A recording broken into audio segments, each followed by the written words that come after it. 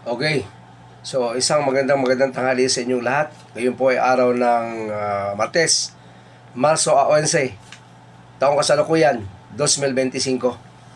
Ngayong araw, lumalabas na ang balita na aarestuhin ng ICC o International Criminal Court ang dating Pangulong Rodrigo Roa Duterte. Ang umaresto, ang kapulisan.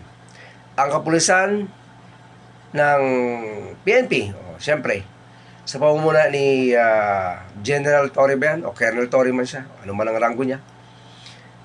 Ito ay nagpapatunay lamang na gusto talaga nilang matalo sa eleksyon. Yan. Ito ay isang katibayan o isang senyales, isang signos na ang mga kandidato ng administrasyong Marcos naghahanda na para sa kanilang pagkatalo sa eleksyon. Dahil sa kanilang ginawa, ang simpatya at awa ng mga tao ay mapupunta lahat sa dating Pangulong Rodrigo Roa Duterte. Kasi alam mo ang Pilipino, gustong-gusto ng bidang inaapi. Kahit kailan, ang dating Pangulong Duterte hindi naging kontrabida sa mga tao. Siya ay bidang-bida. Sabi ko nga noon, wala nang ibang sisikat pa o wala nang masisikat pa kay Coco Martin sa Batang Quiapo kundi ang dating Pangulong Rodrigo Roa Duterte. Ngayon, sa ginawa nitong mga kolokoy na ipinahuli, ipinaaresto, kasi siyempre hindi pwedeng wala silang koordinasyon. Tandaan nyo, sa anumang operasyon, merong koordinasyon. Okay? Mapasibilyan o mapamilitar. Merong tinatawag na koordinasyon. Hindi lang natin alam kung sino ang kanilang naka-coordinate. Hindi ba? Pero isa lang ang magiging resulta ng mga bagay na ito. Tandaan nyo ang sinabi ko, ang taong bayan, ang mamamayan ng Republika ng Pilipinas, simula Batanes hanggang Tawi-Tawi, ay hahatol sa pamamagitan ng kanilang mga ballpen.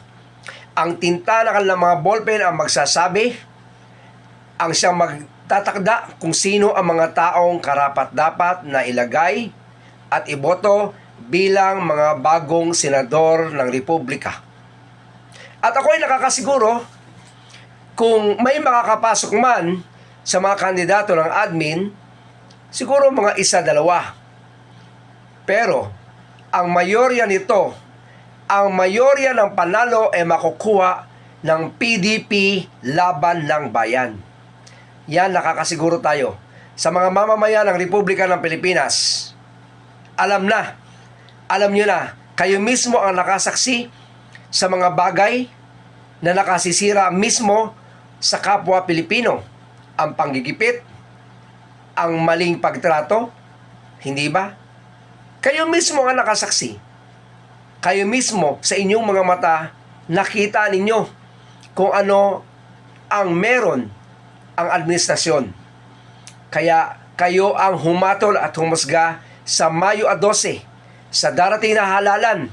Siguraduhin po natin na kailangang ang manaig at ang magtagumpay na mayorya sa darating na pangkalahatan o pambansang halalan ay ang mga kandidato ng PDP laban ng bayan.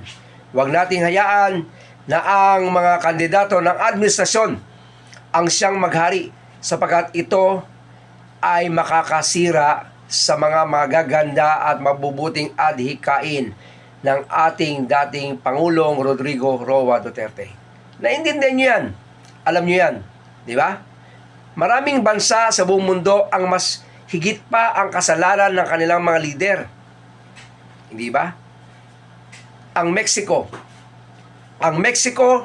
ang bansang Mexico ay napapaligiran ng mga drug lords. Alam natin lahat yan.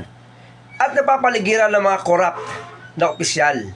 Pero kahit kailan hindi po sila naimbestigahan, hindi po sila binigyan ng atensyon ng ICC, ng International Criminal Court. At marami pang mga bansa. Isa lang po yan sa mga bansa na may mga malalaking kasalanan sa sangkatauhan. Kaya balansin po natin, timbangin natin kung tama ba ang kanilang ginawang hakbang laban sa dating Pangulong Rodrigo Roa Duterte. Huwag nating hayaan na magpatuloy ang ganitong mga gawain sapagkat ito ang sisira sa ating pagkatao bilang mga Pilipino. So, yan lang po. Sana'y magbukas ang inyong mga isipan at tandaan ninyo sa darating na Mayo 12, nananawagan ako mula Batanes hanggang Tawi-Tawi. Alam na, ha? PDP laban ng bayan ang dapat nating ipanalo. Maraming salamat po at isang magandang tanghalian sa inyong lahat. Babush!